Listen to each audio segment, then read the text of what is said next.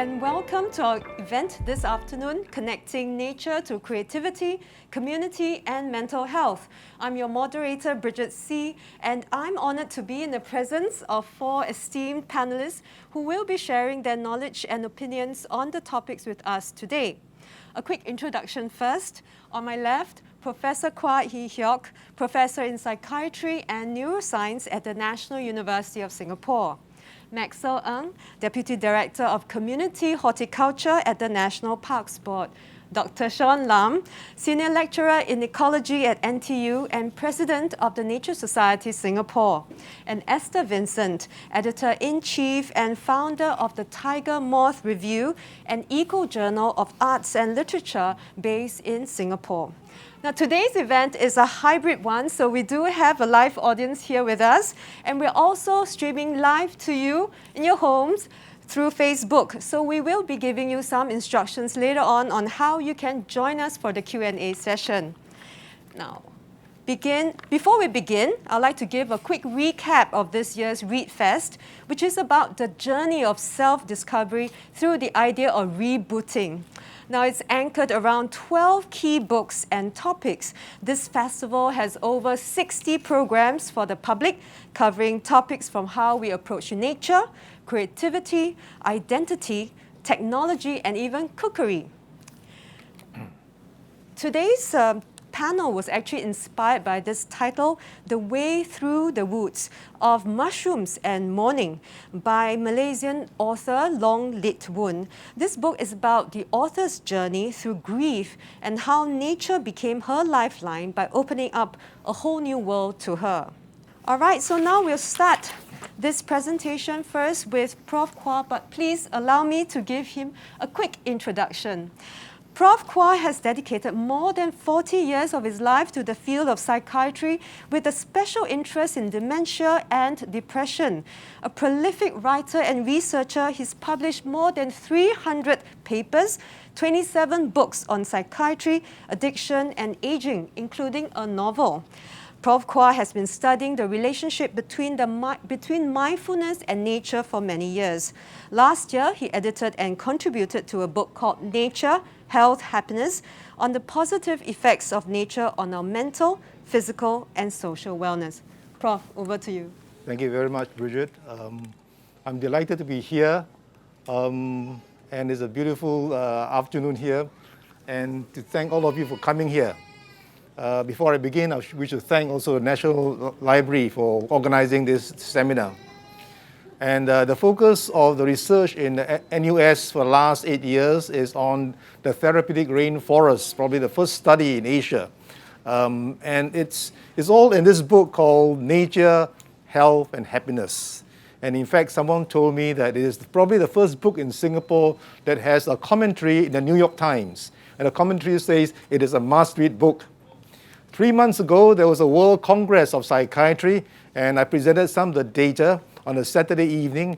On a Sunday morning, the chairman of the Congress sent me a note very early at 5 o'clock and said, wonderful, because the Congress people were talking about the pandemics, all the bad news of the rising tide of depression, suicide.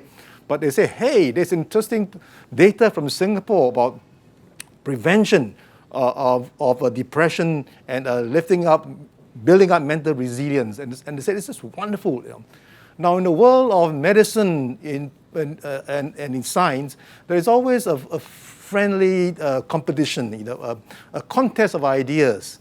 And so when the paper was presented, someone asked me, how do you all think about this idea of the rainforest can be a platform for research for mental health?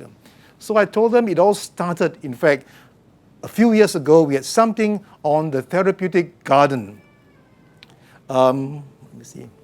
The therapeutic garden was conceived some 8 years ago, and it was part of a big study in Singapore on dementia prevention.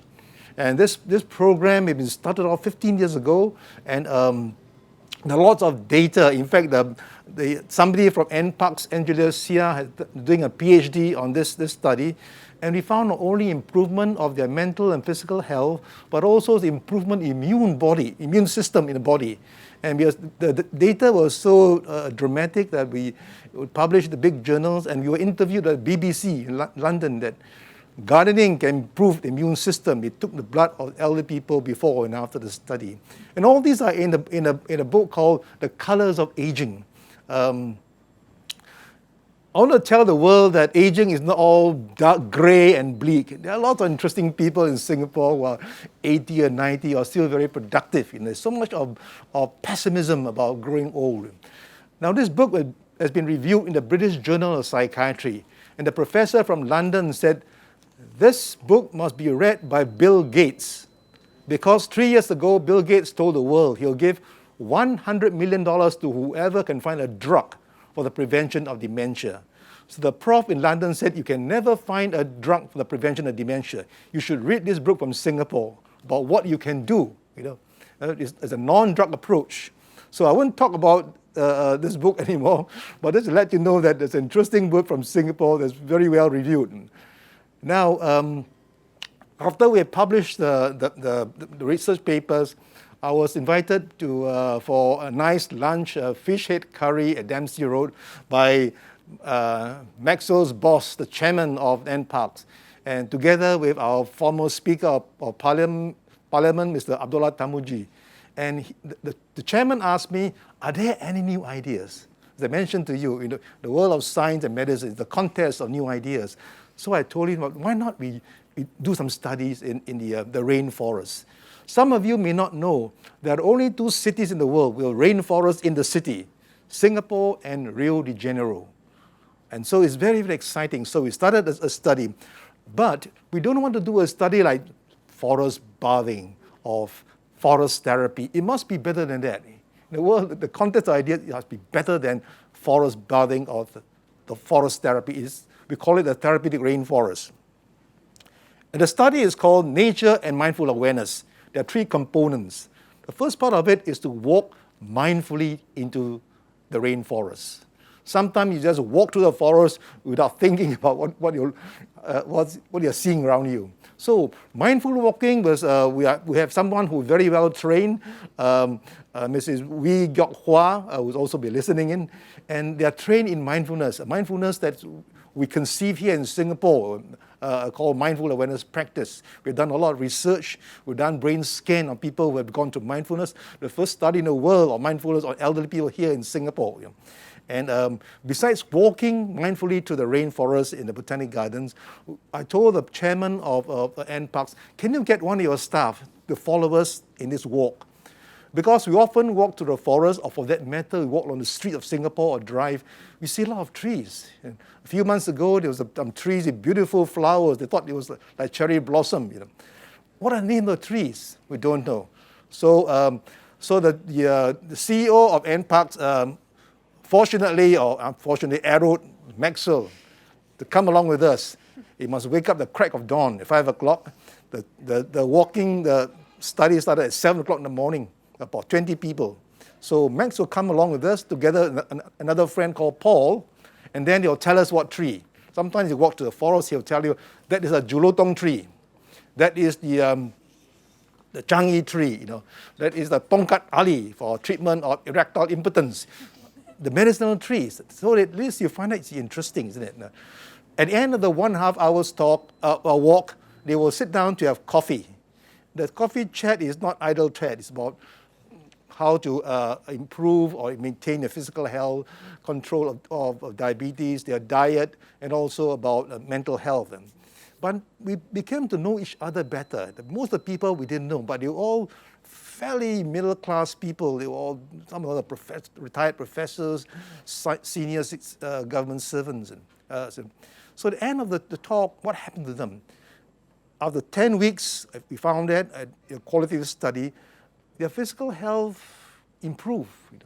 Their hypertension, diabetes were well controlled. They were sleeping better. But the most important finding was they began to know each other.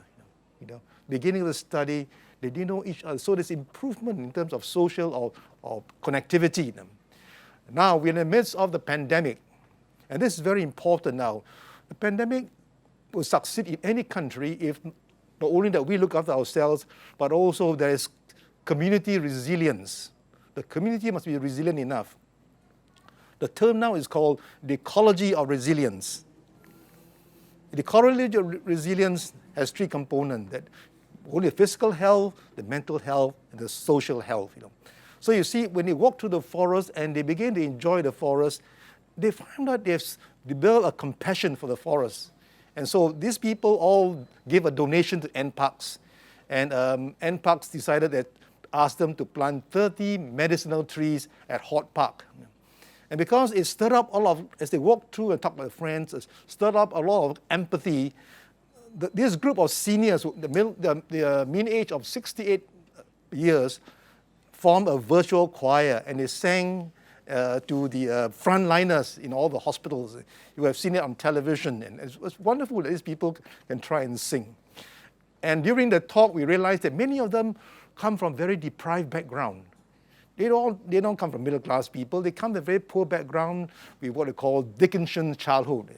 But they went through their life. So the trajectory of their life is very much as Singapore, from third world to first. And they're all done very well. And so we capture the lives of all these 20 people in a book called Profiles in Resilience. And I hope you will read them.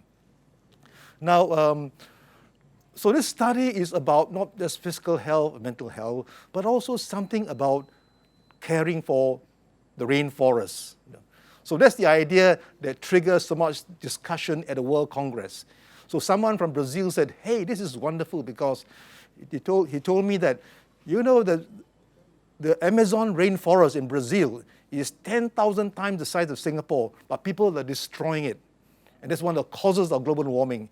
And he told me that if people do this study, every country do this study along the equator, then we can prevent the destruction of rainforest. People love the rainforest. So this is very, very important. So this is the end of this is the last slide. That is the rainforest, also not for ourselves, but the future generation. So I hope you will think of three important things at the end of this talk. Firstly, I hope some of you who are somewhere outside cyberspace, make a beeline to the nearest library to read these three books. Nature, Health, Happiness, Colors of Aging, and Profiles in Resilience. But having read the books, don't just do nothing. Do something. Go and visit the rainforest. Go and visit our parks. And thirdly, most important, it's you have a moral imperative. And that is, you should tell your friends, your neighbors, your relatives to read these books and do something about it. I'm saying this because we're having a lot of issues here in mental health in Singapore. We've spent millions and millions of dollars training more doctors, more nurses, more psychiatrists, more psychologists, more counselors, but the suicide rate is still high. We have not brought it down yet, and attempted suicide rate is on the rise. So something we must do. And I tell everyone, prevention is very important. If people read the book and understand how to take care of themselves, how to be about resilience, that'll be wonderful. So if you do all these things, then the 15 years of our research, plus the effort by Pearlie Ma and Bridget to organize this seminar will not be in vain. Thank you. Thank you, Prof. Kua. Right.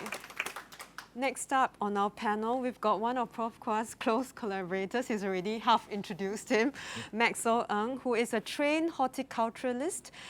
He's certified in the field of therapeutic horticulture.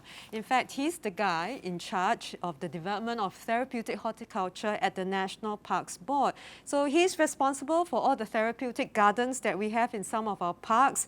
Maxel's passion for the healing effects of nature has led him to also develop a therapeutic horticulture program for seniors, which we will definitely hear more about later. So as mentioned, he co-authored Singapore's first medical study on the effects of horticultural therapy on seniors. Maxel, tell us more. Thank you very much.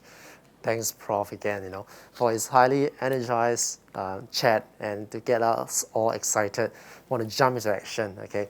So next, I'm going to bring you to the area where you can find some of these healing spaces and what each of us can do to be a part of this process. Okay, so when Prof mentioned therapeutic garden, some in our mind were thinking, what is a therapeutic garden? Isn't all gardens therapeutic? No, you step into any garden, you feel relaxed, right? It feels therapeutic to all of us, right? But here we are talking about therapeutic garden as a very specialized space. You think about a park, it's huge, it's great for everyone, right? With the stamina to go through. But a therapeutic garden is like the essence of a big park into a very small space, right? Therapeutic garden space is only about 500 square meter, not a big space, but within this 500 square meter to about 600, you get all the stimulations that you would require or you will get from a big park. Sensory stimulation and also reminiscence, right? And the sounds of nature. You get all this experience within this very condensed space, and that itself is a therapeutic garden. And in Singapore, we have 6 of them open to the public. And I'd like to invite everyone here, if you have not been to anyone, feel free, take note of these spaces. But later on, you can also find them on our website, the location of these spaces. Currently, although we only have 6, we are planning actively to create more. We are not doing it alone, right?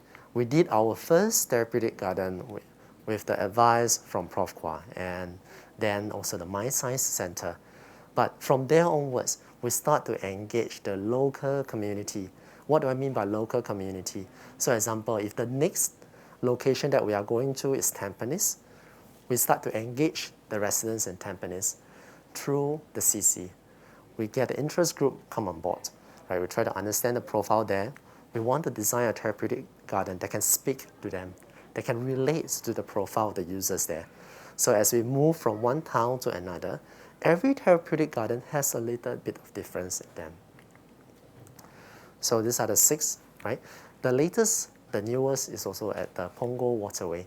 So a lot of them has this water element, and water forms an important part, especially moving water. It's been perceived by the mind as non-threatening, and it helps to set the persons into the state of mindfulness as well. Having great therapeutic gardens are not enough. We need effective program, right? The program is called Therapeutic Horticulture. So the program itself brings about the effects, the relaxation, the stimulations for a person who is vulnerable. So as most of us here, we can go into a therapeutic garden, we can go to any parks, we enjoy the space. But how about a person with cognitive impairment, a person with disability, right? A person maybe who has autism spectrum. These individuals, they may not be able to enjoy the garden as like us. Therefore, with a therapeutic horticulture program that has been engineered to this process, it helps to draw out these experiences for them, right?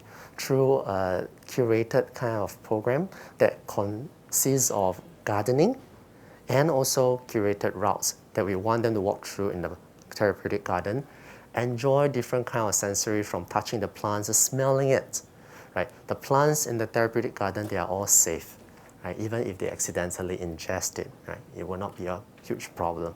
Maybe a bit of stomachache, right? But beyond that, it should be all right. So when we talk about therapeutic garden, this idea of programming, horticulture therapy, where do we all start in Singapore? Right? As Prof mentioned at the very start, right, we did a national study then, the first of its kind in Singapore, whereby we drew blood sample. Because a lot of times when we read about overseas studies, a lot of them are through observation and clinical skills, or they try to take the heart rate, right? All are great studies. However, Singapore is the first one that we drew blood sample, right? In this process of this study, we have these seniors, 60 of them, right, randomized into different 2 groups. They go through, one group will go through the intervention. That means we design for them to go on a weekly gardening and park walk under the guidance of our instructors. Then the other group, they just go on with their daily life. And then we compare the 2 groups, right? on the 3rd month and on the 6th month, and what happens. So in this result, right, we conclusively find that, right, for one, the cytokine 6, right, is a pro-inflammatory biomarker, has went down. So this is something that is good because it means that, right, the person is less prone to depression, right, is less prone to other kind of mental problems or mental illness, right. And also, from the clinical skills, we find that these individuals who participate in this program, the social connection went up. That means they are more willing to make friends. And also their psychological well-being also went up. So these are just 2 of the skills, but if you want to find out the detail of this study, go to our website, right? You can find out more. How about within the community itself, right? You can also find them in the community, even as individuals, as members of public seated here. If you think that any of your space near your estate potential for a therapeutic garden that can benefit your residents, feel free to approach NParks, or you can feel free to approach your advisor and suggest to them, hey, I think we can set a therapeutic garden here. Who said so? NParks. NParks encourage you because we need people who are enthusiastic about it, who wants to see that happen in their town. Then we will come in, right, we'll work with the group and then try to find ways to create it. So all this about therapeutic garden, you know, and at the larger base, we are really serving a group of passionate people who loves gardening, right? To date, we have more than 1,600 community gardens in Singapore, right? These community gardens are likely to be places that you've been to. You visited some of them as well. You can find them at where you live, whether you are living in condominium, you're living in HDB, you're living in a private house, you likely will see them in the nearby space.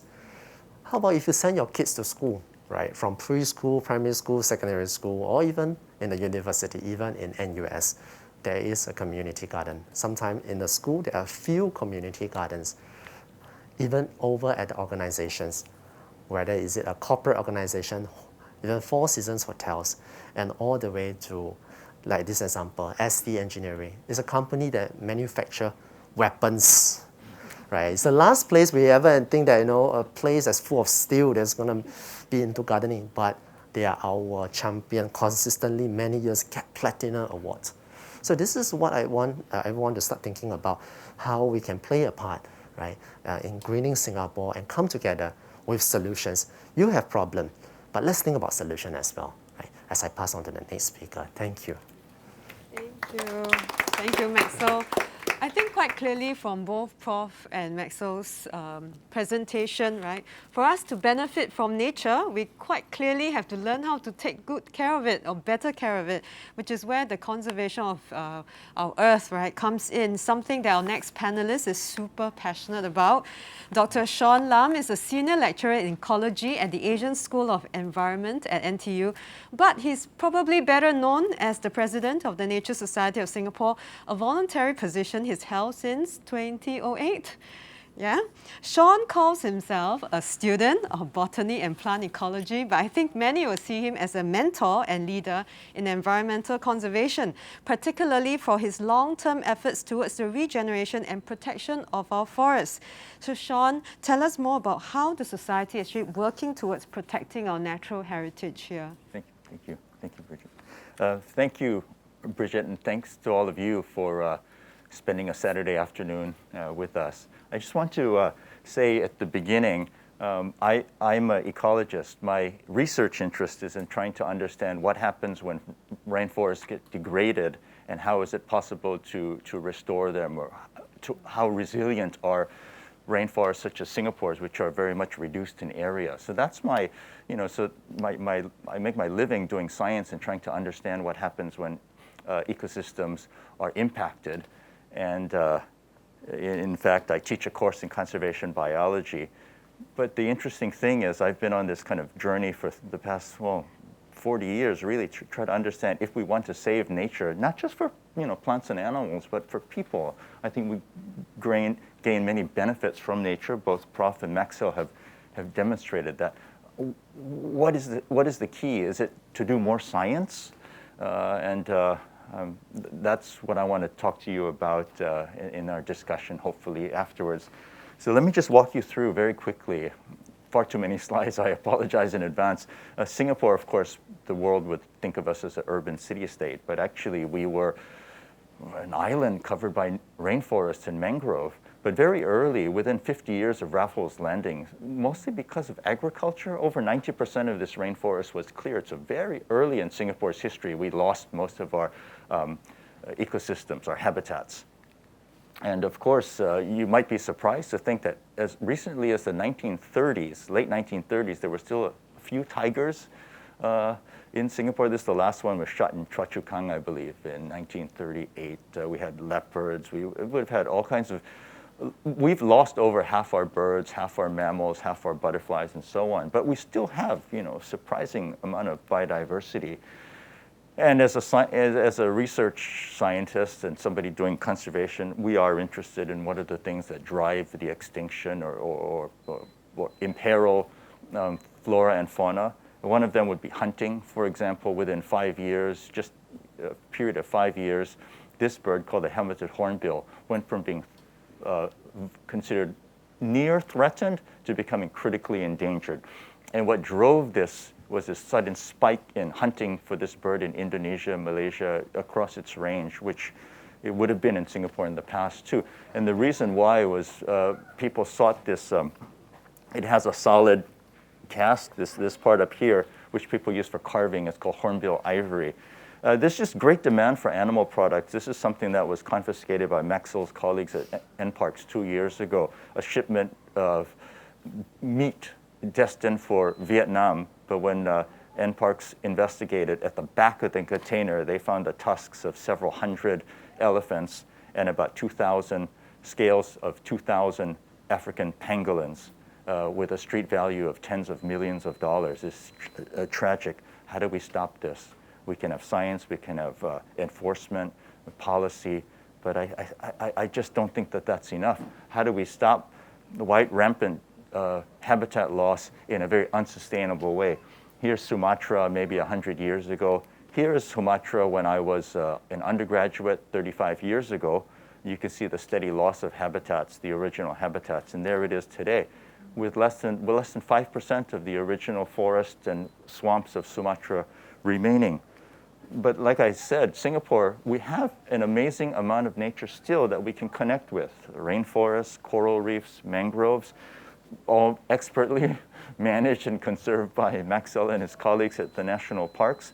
Here's where I've done my work at Bukit Timah. My conclusion is I think we need to establish a close relationship with nature. Saving of nature is not just through science and policy. It's really through a set of values that we must have and the benefits that nature can confer to us and trying to understand. And again, that comes only through a relationship. I just want to back up a bit, maybe about 80 years. Sorry, the voice. It was that Singapore was still a pretty rural place. There were, some of you may know, or your parents would have told you that there were buffalo paddocks and there were coconut plantations, and it was still quite rural in many parts. As recently as, here's Jalan Kayu in the 1950s. You can see it's Atap huts, there's Kankar and Agang cleared only in 1984. There are mangroves and fishermen. My father-in-law used to cut bakau wood for firewood up in what is Agang today. And again, less than 60 years ago, Potong Pasir was still very agricultural. And that last, on the lower right, you can see the flats of Toa Payoh in the background, but there's the Kallang River with people still living a very, what you might call, thank you, Max, a traditional kind of lifestyle. So again, we have had connections with nature. How do we reestablish those connections and try to live in harmony with it? During this a year ago, during the start of the circuit breaker, the people were just flocking to nature reserves. You had to queue up to get to the summit of Bukit Timah. It created a lot of nightmares for Maxel and his colleagues. But just this desire suddenly for people who otherwise would have maybe stayed indoors or traveled overseas are going out to visit nature. And again, many benefits. It's not just science, it's educational, it's just connecting with things. Here's some of my students. Just the wonder, the wonder and the sense of joy that one can experience. And I guess it's what Prof was saying about being mindful in nature, not just consuming it, but kind of interacting with it. 6 months ago, there was a viral video on Community Forest. It was quickly followed. A lot of young people and people of all ages, really, and walks of life, asking for Dover Forest or the Kranji woodlands to be retained in some form. Again, this kind of speaking out for nature we hadn't seen. I had not seen in the past 30 years, and all of a sudden, and again, maybe it's because people seek. I'm hoping that people seek a relationship with nature. I just want to close with 2 slides relating to my own background. I grew up in Honolulu, Hawaii. Singapore is my home, but this is not Hawaii. This is the movie Moana. But you may remember, if any of you saw that, there was Moana's grandmother. She has a tattoo of a manta ray on her back, and when she passed away, I think she comes back as a manta ray. And actually in Hawaii, the native Hawaiians have a belief called that your ancestors come back to you in the form of some animal usually. So this is called aumakua. And typical aumakua could be an owl, an eel. This is a very popular one, the honu. Not popular, many families have the sea turtle as their aumakua, the ancestor comes back.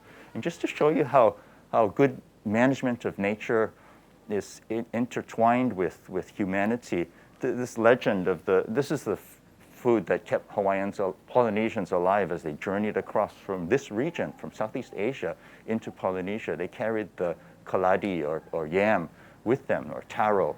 The Hawaiian legend or Polynesian legend is that the goddess of the sky and the god of the stars, they had a son, but the first son was stillborn. And so in their grief, they buried the son, and in the place where they buried him, up grew a plant. It was a taro, the sustenance of the Polynesian people. They had a second son. The second son became the first human. So actually, the elder is the taro. The younger is the humans. And they named, in honor of the first son, they named the second son Haloa Nakala Kalau Kapali'i. So that's but Haloa was the name of the taro plant. And so again, I think if we try to reconnect in a very emotional or spiritual way with nature, I think that's the key to, I'm convinced that's the key to saving it. Science is needed, but science not enough. Thank you very much. Thank you, Sean. Yeah. Well, later on, I'll definitely get back to you on that point of the aina, right? Connecting to the land. Our panel today, I think, won't be as complete or as interesting if we didn't have Esther's perspective here today as a creative. She is the editor-in-chief and founder of the Tiger Moth Review. Her debut poetry collection, Red Earth, was a finalist for the New York Gordy Boy Poetry Book Prize 2020. It will be published this fall by Blue Cactus Press, a publisher in Washington State, USA. Esther is also co-editor of 2 poetry anthologies, Poetry Moves and Little Things, both published by Ethos Book. She has another forthcoming anthology of eco-feminist personal essays entitled Making Kin. A literature educator by profession, she describes herself as someone passionate about the entanglements in art, literature, and the environment. Esther, the stage is yours. Thanks so much, Bridgette, for that lovely introduction. And thanks to everyone for taking the time to be here with us as well, physically and online. So for my sharing, what I'll do is I'll be reading 2 poems. So the first poem is entitled Falcon. And after I read the poems, I'll give you just a little bit of context about the poems, so you will know a little bit more about, I suppose, the story behind the poems. So let me just go ahead and read the first poem, Falcon. The peregrine falcon has found its way to its roost just across my window, 15 stories above the ground. Perching motionless in the afternoon sun, it stayed as the heat turned into the shingle of rain. Perhaps it was resting, tired out from its long journey south, or perhaps it was watching, patient, waiting for the right time to dive for the kill. 2 days later, It flies to its roost with a half-eaten myna in its claws. This is the first time I witness a raptor eat its prey in real life, up close. Binoculars to eyes, I see how it plucks at the black feathers to get at the flesh. I watch as they drift down to the road below and wonder at my own lack of sympathy. I'm rooting for the hunter, this wanderer from the north, now feeding on the miners and pigeons in our estate. I think about bird devouring bird in a holy ritual of predator and prey, a sacred cycle of giving and taking. The miner bound to the falcon in death. The falcon bound to the miner for its life. The giver releasing its spirit to another. The taker honoring the hunt. The falcon doesn't finish its meal, but gathers its wings and launches off with the remains into the evening light. Each day, our eyes turn to the same spot, hoping for a familiar shape. Medium-sized, dark helmet, barred underbelly, yellow eye-ring, yellow hooked bill and talons. Head turned, the bird eyeing us in return. Over time, we learn to decipher the clues, body parts of a bird, a chameleon's tail. We read the signs like children learning the language of birds. We admire the falcon's hard work and labor. We yearn to inhabit its feathered body, to ride the wind at dizzying speeds. Earthbound, we imagine ourselves light as paper kites each time the falcon flies into our waking sight. We dream ourselves winged, perching on the tallest tree, jungle floor below. We see with falcon eyes that we too can weather intense heat and pouring rain, that we can stand still with a falcon's patience above the din of cranes, the roar of construction.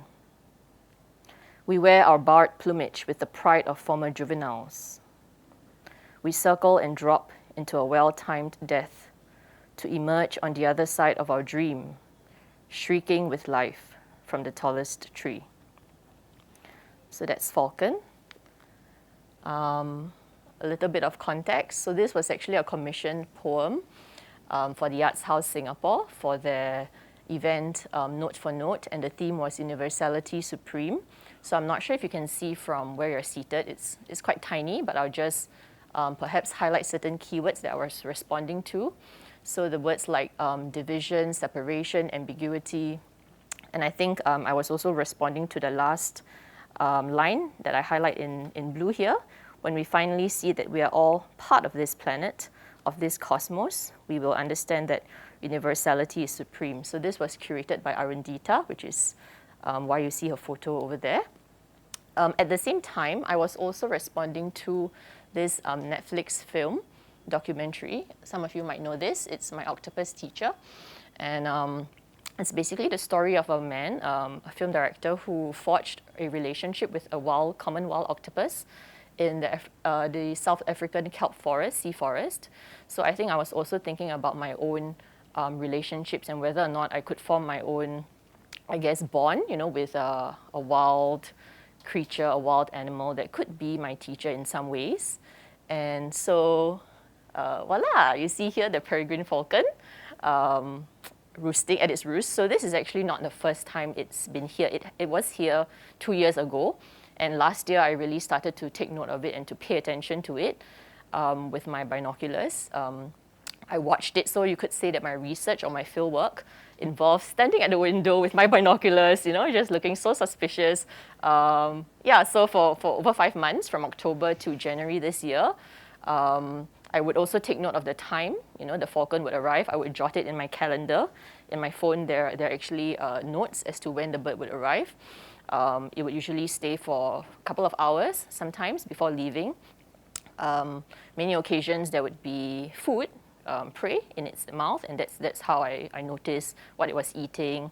Also tried to decipher, the shape of the food that it left behind on its little roost. So yeah, there was note-taking involved, there was journaling, there was a lot of keen, quiet observation.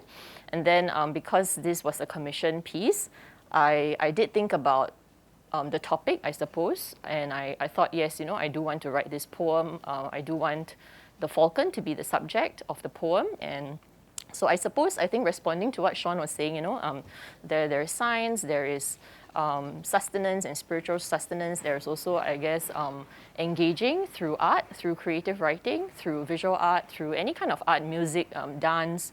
And in my case, I actually combined this bird that I observed from my waking moments, which is the falcon in an urban setting, with a bird from my dreams. So I do have very vivid dreams.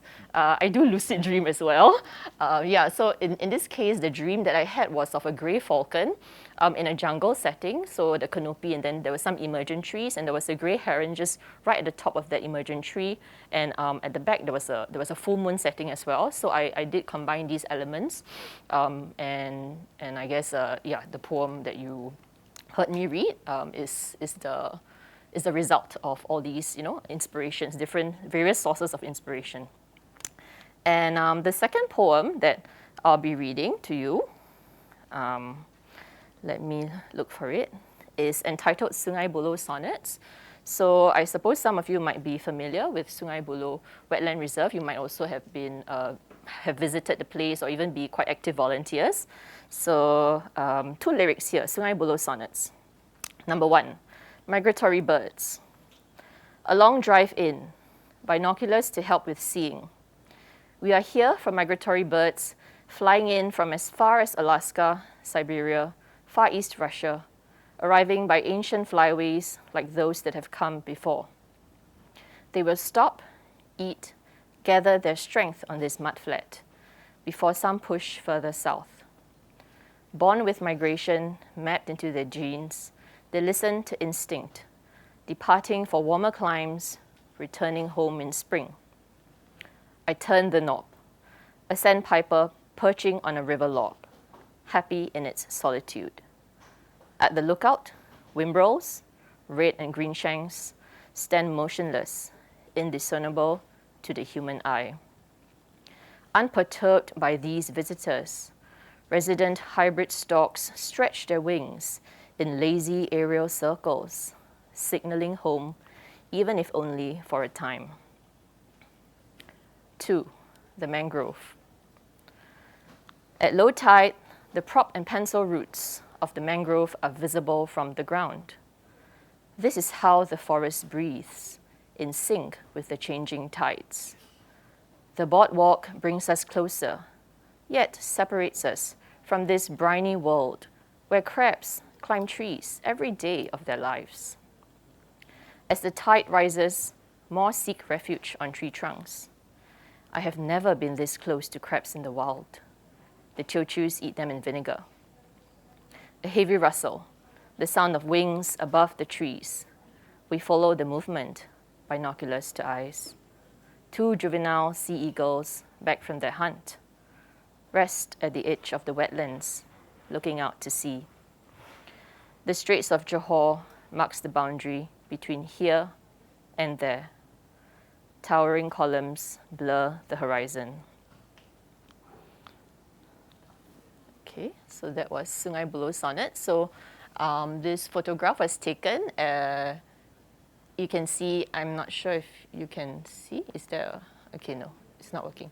Okay, but you can, if you had been there, you would know that at the lookout, there's like a little marker indicating this kind of boundary, between this nation and that nation, this country and that country. So I think what I was trying to do with this poem, which is inspired by Seamus Heaney's Glenmore Sonnets, is to really, I guess, think about themes like home and belonging, the idea of travel, migration, and interconnectedness, how creatures from so far away are actually so dependent on this little mud flat that we have here, at Sungai Buloh Wetlands Nature Reserve.